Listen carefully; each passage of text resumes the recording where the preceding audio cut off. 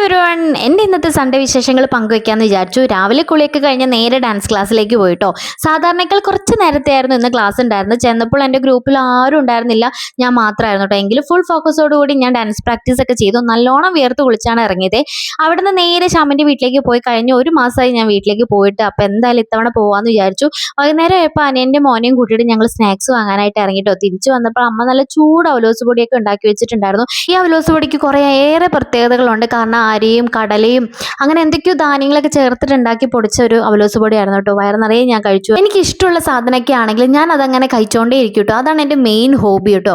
പിന്നെ അമ്മ വേറൊരു സാധനം കൂടെ സ്പെഷ്യലാക്കിയിട്ട് ഉണ്ടാക്കിയിട്ടുണ്ടായിരുന്നു, പായസം. നല്ല സേമിയ പായസം. സേമിയ എന്ന് പറയുന്നത് റാഗി കൊണ്ട് ഉണ്ടാക്കിയ സേമിയയുടെ പായസമാണ്. അമ്മ ആദ്യമായിട്ട് ഉണ്ടാക്കുന്നത്. നല്ല അടിപൊളിയായിരുന്നു കേട്ടോ. പിന്നെ ചാച്ചൻ വൈകുന്നേരം വരുമ്പോൾ ഇച്ചിരി ചിക്കനൊക്കെ വാങ്ങിച്ചുകൊണ്ട് വന്നായിരുന്നു. ഞാൻ വേഗം ഉള്ളിലേക്ക് പൊളിച്ചൊക്കെ കൊടുത്തു.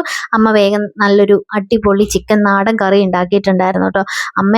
അമ്മ നല്ല കുക്കാണെന്ന് ഞാൻ എപ്പോഴും പറയാറുണ്ടല്ലോ. നന്നായിട്ട് കറിയൊക്കെ വെക്കും, നല്ല അടിപൊളിയാണ്.